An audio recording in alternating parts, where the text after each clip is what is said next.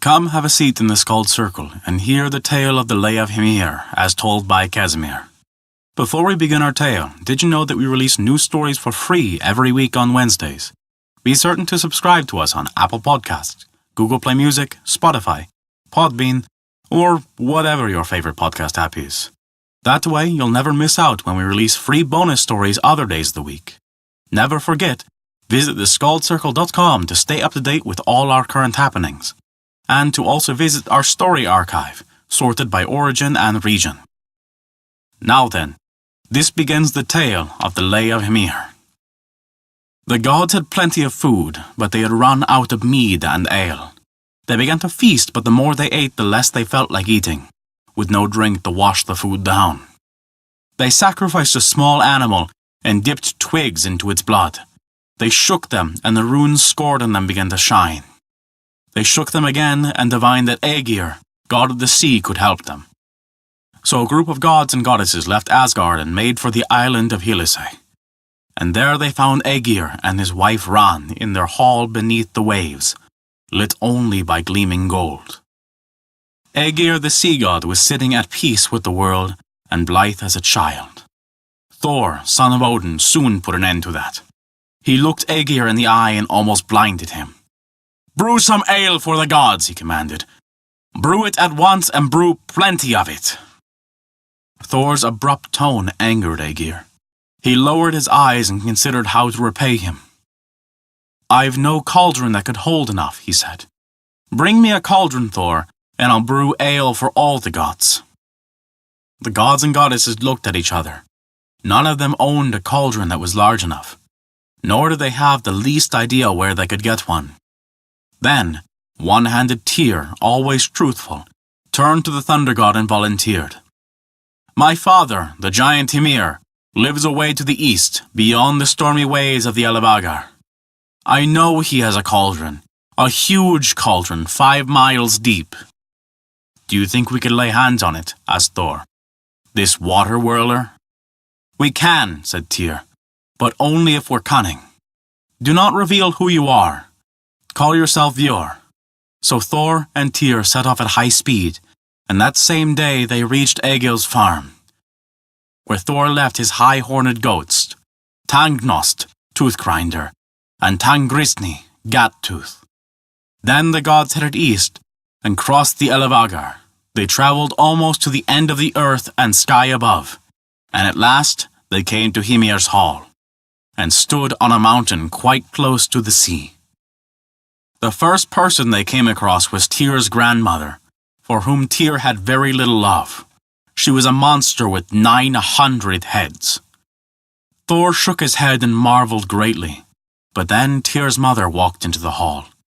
She had the most beautiful pale skin, and wore a necklace and armbands of gold. She welcomed her son and Thor, and brought them goblets of ale.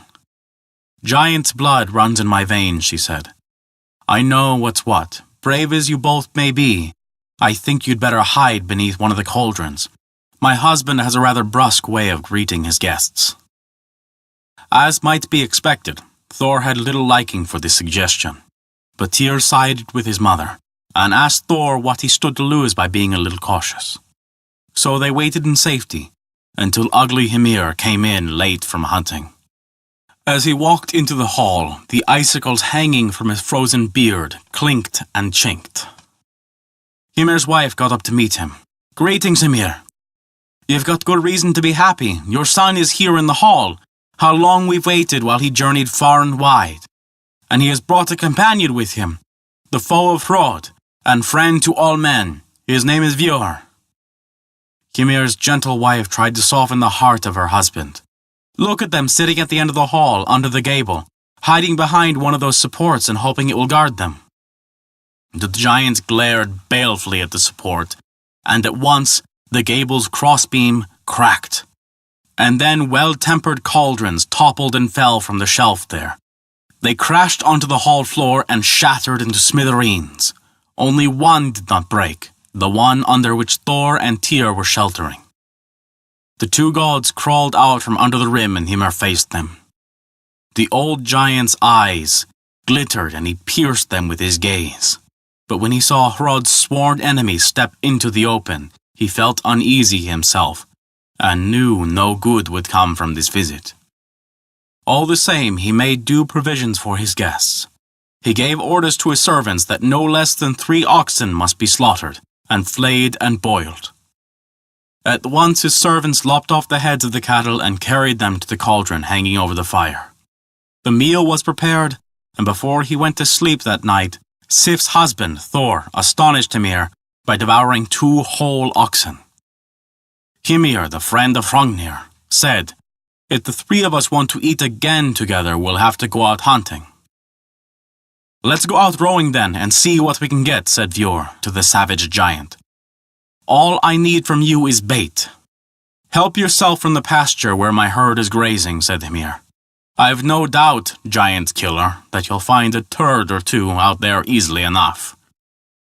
The god at once made his way out to Hymir's pasture. There he found a splendid black ox, Himinhrot, the heaven bellower. The giant killer grabbed its high horns and wrenched them apart until they snapped, and then he broke the beast's neck. "What you ate was bad enough," said Hymir grimly, "but it seems that you're even more of a nuisance left at large than sitting by the fire." Hymir and Thor left the others behind in the hall and went down to the sea. They launched the giant's boats, and to begin with, Thor manned the oars. Then Hymir took over. The giant, kinsman of apes, rowed well out from the land, then shipped his oars so they could start to fish. "Further," urged Thor, "row further." "I don't want to row one more stroke further," Hymir replied. The fierce giant began to prepare his tackle. He fixed hooks to his line and cast it over the gunwale. Almost at once the line tightened, and Hymir hauled up 2 whales, hissing and sighing and churning the water into a maelstrom. Odin's son Vjor was sitting in the stern, and he prepared his gear with great care. The slaughterer of monsters and guardian of men baited his hook with the head of the ox, heaven bellower, and then he cast his line into the dark water. Under the waves, the enemy of the gods, the serpent surrounding Midgard, let go of its own tail and gaped and took the bait. Thor did not hesitate. Fist over fist, he quickly pulled in his line. Jormungand, the Midgard serpent, lashed the sea into a frenzy. The water fizzed and frothed, but the thunder god did not loosen his grip. He dragged the monster up under the keel and then began to haul it over the gunwale. Then Thor raised his hammer. It sang a grisly song on the hairy head of that terrible serpent, brother of Fenrir. The serpent roared, and the mountains of Jotunheim heard and replied. Midgard shuddered. Jormungand tugged at the great barb, piercing the roof of its mouth. It twisted and wrenched, and at last, with a tearing of flesh, it set itself free.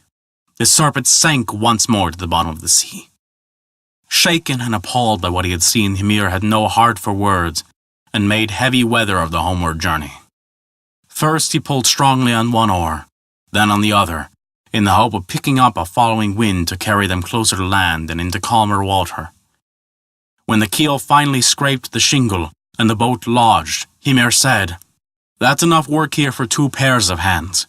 Will you drag the boat up beyond the tide mark and secure it, or would you rather pull the whales back to my hall?" Without even bothering to reply, the charioteer stood up and stepped out of the boat. He grabbed the prow with his massive fists and began to raise it. The bilgewater slopped and swelled back to the stern. Then the god began to drag the boat with the 2 whales. The oar and the great baler were still inside of it. He hauled it across the sand, on through a birchwood, and over a hill until he reached Hymir's hall. Tyr and his mother welcomed them there, and marveled at Thor's feat in bringing the boat and the cargo up from the sea. Even now, stubborn Hymir would not own that he had come off second best, and he resolved on another test of strength. "You're a fair oarsman, certainly," he said, "but so are many others. I'd only call a man strong if he were able to smash this glass goblet." The charioteer took the goblet from Hymir and promptly hurled it against one of the stone pillars supporting the gable. The hall was filled with bits and pieces of flying masonry. Then one of the giants hurried down to the end of the hall and picked up the goblet from a heap of rubble. It was unbroken, and he brought it back to Hymir. Hymir's wife bent her head towards Thor. "Throw it at his head," she whispered. "He eats so much that it's almost solid.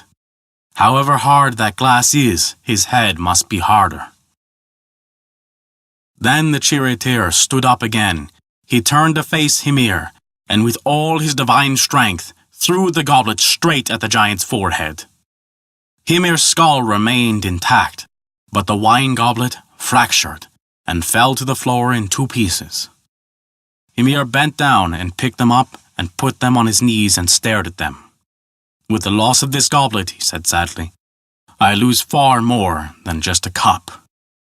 The giant shook his head as if suddenly all his strength had ebbed from him. "What's mine is yours now. My last cauldron is yours," he said. "I can't stop you from taking it. Even so, it will be a mighty task to cart it out of this hall. I'll never be able to say again, 'Brew for me, cauldron. Cauldron, brew me ale.'" Tyr did not need to be invited twice. He jumped up and took hold of the cauldron and began to pull, but he was unable to move it. Hymir looked at him and smiled sourly. Then Tyr tried again. He filled his lungs and pulled, but the cauldron only rocked and settled back into its original position. Now Thor seized the rim. The cauldron was so massive, and Thor exerted so much pressure that his feet splintered the wooden planks and broke right through the hall floor. Then the god hoisted the vast cauldron onto his shoulder and strode out of the hall. Its handles yapped at his ankles. Thor and Tyr had not gone far before Thor turned around, wanting to have a last look at Hymir's hall. It was just as well that he did. The first thing he saw was Hymir and a whole throng of many-headed giants, who had left their lairs in the east and were coming after them. Thor eased the massive cauldron from his shoulder and set it down on the ground. Then his hands were free to take a grip on Mjolnir. He stood his ground and swung his hammer. Not a single monster, not one prowler of the wilderness, was able to withstand it. Now Thor shouldered the cauldron again. The 2 gods hurried on. It was not long before they reached Egil's farm, where Thor had left his chariot and goats, though one, thanks to Loki, was lame and limped in its harness. Thor returned home while the gods were meeting in solemn assembly at the Well of Erd, under the branches of Yggdrasil. All the gods gazed at the cauldron, amazed, and they acclaimed Thor and his companion Tyr. So Aegir was outwitted.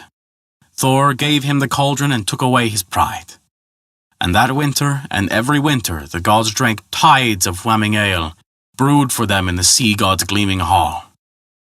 And that is the tale of the Lay of Hymir. Thank you for listening to our story. If you enjoyed it, please take a look at our Patreon page to learn how you can earn great rewards while also supporting us. We appreciate even the smallest of contributions. They allow us to continue to release new stories every week for free on Wednesdays, and also provide bonus stories for your listening pleasure. Visit us at theskaldscircle.com to view our story archive, sorted by origin and region, and to stay up to date on all of our developments. Once again, thank you for listening to our story.